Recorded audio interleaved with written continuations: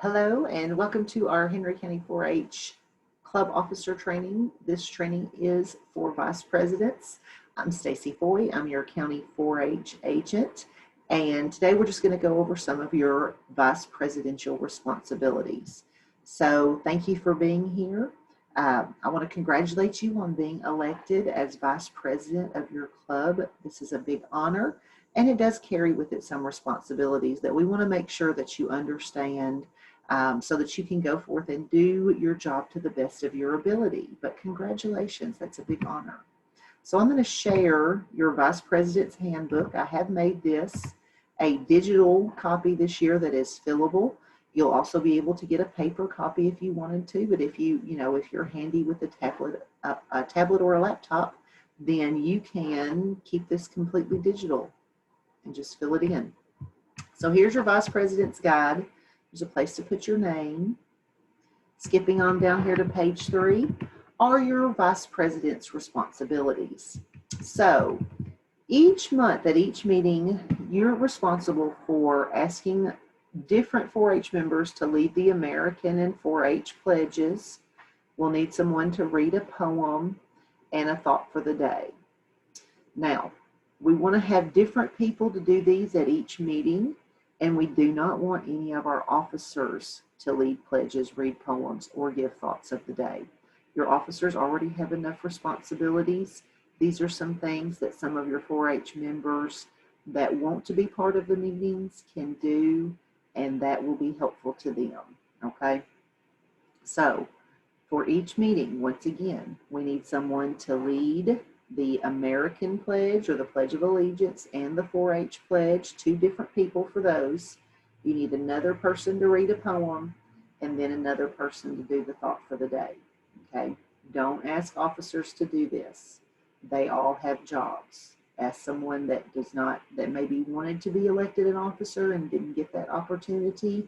Or we may have 4-Hers that, while they may not feel like they're ready for an officer role, are ready to be a part of the meeting and can do that as well, okay? So different people for each meeting, all right? I don't want to see the same people leading the pledges each month, okay? Now what it means to lead the American Pledge and the 4-H Pledge, it just means that they're going to come up to the front of the meeting room, they're going to stand in front of the flags, and they are going to lead the pledges. They'll start it off and then we'll all join them, okay? Now, something that's a little bit more involved is getting 4-Hers to give a project demonstration at each meeting. This is a little bit harder, but you can set a good example by being one of the first ones to give a demonstration. Now, anybody, including officers, can give demonstrations. So we will have a demonstration contest in 2021 in the spring. But we do welcome demonstrations at each meeting. They're also worth 10 points for your club points, which are tallied up and turned in at the end of the year for our Club of the Year awards. So it's helpful to have at least 1 or 2 demonstrations at each meeting. More than 2 can become problematic because we do have time restrictions, but 1 or 2 is great. So what is a demonstration? I will be producing a video that will be a very in-depth demonstration video, but basically a demonstration is where a 4-H member takes 3 to 4 minutes to do a demonstration. They're going to stand in front of the class and explain how something is done or teach the class about something. Now your demonstration needs to be grade appropriate. So if you're in 5th grade, it should be a 5th grade level. And it may be something to do with your 4-H project. I hope it is. And so if a 4-H member is in the companion animals project, which is pets, they might do a demonstration on the different breeds of rabbits. Or they could do a demonstration on how to pick a dog that's appropriate for your family. And so a demonstration does require, it's different from a speech. Whereas a speech, you just stand in front of the class and speak. Your demonstration actually shows you demonstrating something. So you may have some tools. If you do a craft demonstration, you may have some actual items with you, or a cooking demonstration, or how to make slime. if you do a, you know, a demonstration on like the breeds of rabbits, you may have some posters or a PowerPoint video that has the pictures of the rabbits that you can show, okay? So you can use PowerPoints and other software like that instead of having to spend the time to make a handmade poster. All right, so those may, you know, and please don't ask people to give a demonstration the day before the 4-H meeting. That takes some time. It takes some planning. We need to talk. We need to be talking about that before the, you know, as the last meeting is ending. We need to be thinking forward to the next meeting. Who can give a demonstration? Okay. So I want you as vice president to try to use as many different people each month as possible. So that way everyone has an opportunity to be on the program during the year. So I don't want any repeats, okay?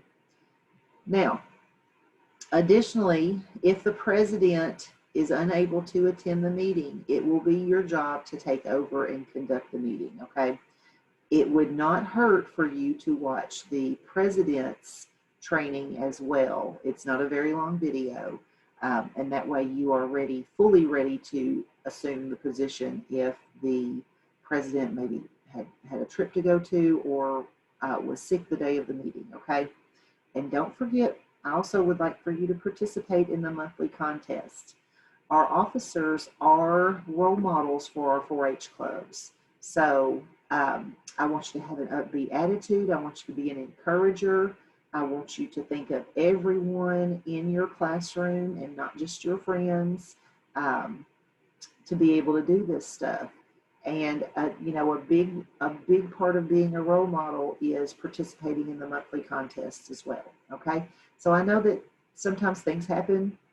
That's fine. Life happens sometimes, but for the most part, I want you to participate in the monthly contest that we have. Okay. All right. There's a quick little letter from me to you, congratulating on your office. Something that's important that's in this letter is my email and my office phone number. Please, please, please, if you have questions or you're running into some bumps in the road or anything like that, feel free to contact me. My email is the easiest way to contact me right now. You can also call my office, okay?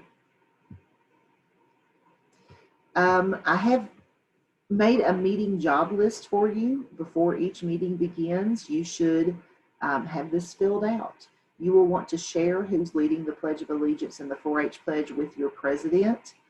She or he will need that for the first part of the opening of the meeting. They will announce who's leading the pledges. So they're going to need that information.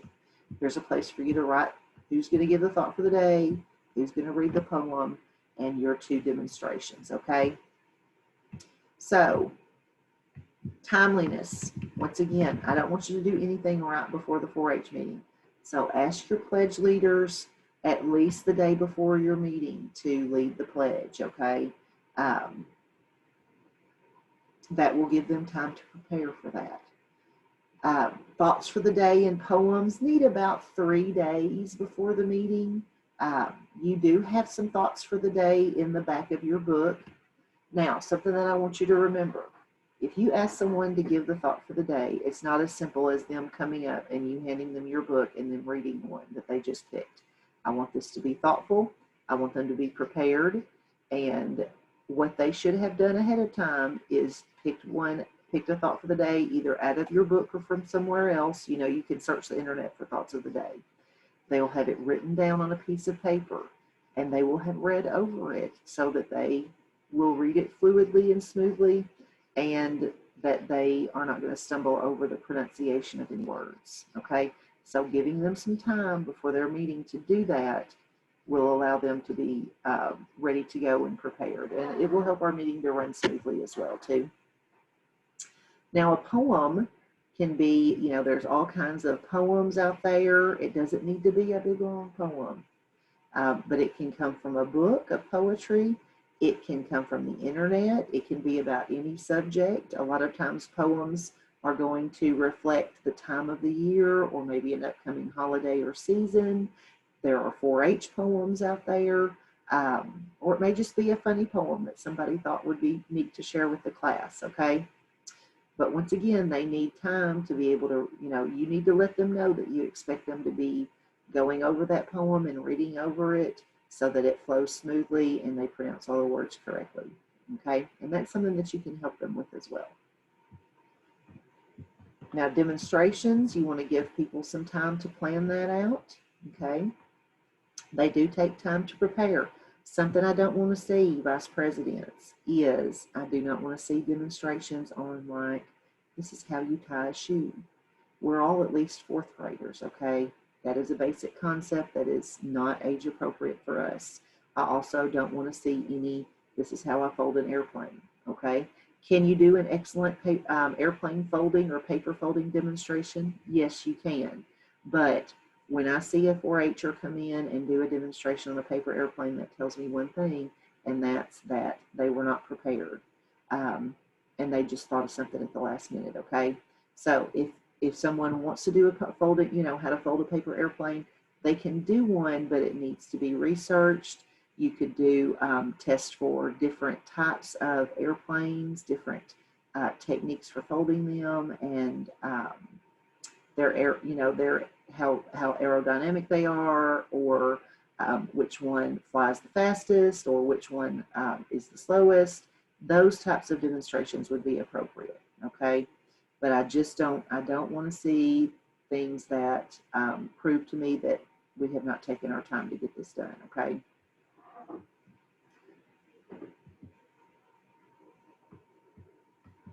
And then check in with your people. Don't forget to, make sure, don't just ask someone to give a demonstration and then never mention it to them again. And then the day the meeting comes, have a surprise look on your face that they don't have it, okay? That's part of leadership, is checking in, making sure people are prepared and that they're ready to do their job, okay? So I put a monthly meeting agenda in here for each of you, for each of the month's meetings, and it is fillable. If you have the paper copy, you'll need to write in. It's really only important for you to write in the parts that you need to read, but I'll go over this really quickly so that you will be able to see what I'm talking about, okay? Now, in the past, the president, vice president, and secretary have sat at the front of the meeting room. We're not going to do that this year. The president will be sitting at the front. You will be sitting at your normally assigned desk, okay? When it is your turn to speak, please stand up. And I want you to speak nice and loudly and with a commanding voice so that everybody in the classroom can hear you, okay? If you're a quiet speaker, you may have to work on that a little bit and practice, all right? So let's go over this meeting agenda really quickly. Here's the gavel. The president will have the gavel. She or he will rap the gavel 2 times. I now call this meeting of Miss Smith's 4-H Club to order. Will you please stand for the Pledge of Allegiance led by John Smith and remain standing for the 4-H Pledge led by Jane Doe. Now you will supply the 4-H president with those names ahead of time so that they have it written in their book, okay? Everybody stands up. The 2 pledge leaders come up to the president's desk, stand beside their flags, and lead us through the pledges. Next, the president will say, will the secretary please call the roll of Miss Smith's 4-H Club and read the minutes of the last meeting. Secretary is going to do roll call. Secretary is going to read the minutes of the last meeting. The president will ask for any corrections or additions to the minutes. And that just means the president is asking the club members if they heard any information read during the minutes that were incorrect. So the minutes are a record of what happens in the meeting. And so if not, if there are no corrections or additions to the minutes, anybody at that time can raise their hand and say, I got a blue ribbon last month, or I didn't do the poster contest, or whatever. But if there are none, then the president says, if not, they stand approved as read. I now turn the meeting over to the vice president. So here is your big chance, okay? So you will stand up at your desk. You'll start out and you'll do one at a time, okay? Don't read this whole thing at once. I want you to introduce the thought for the day first. Our thought for the day will be given by Dolly Madison. Okay, so Dolly Madison is prepared because you have prepared her, and she's going to stand up at her desk and she will read her thought for the day.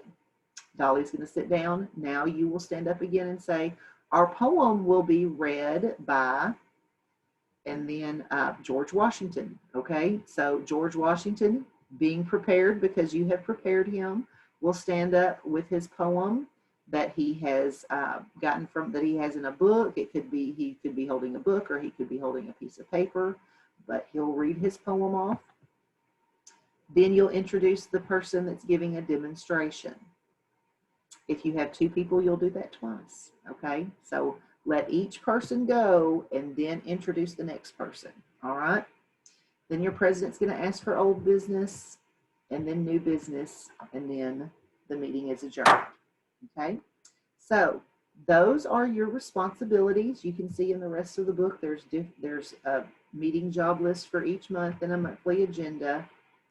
And so once again, if you have any questions, please give me a call and we'll be happy to help you, okay? I look forward to seeing you at our 4-H Club meetings, and take care. We'll see you soon. Bye-bye.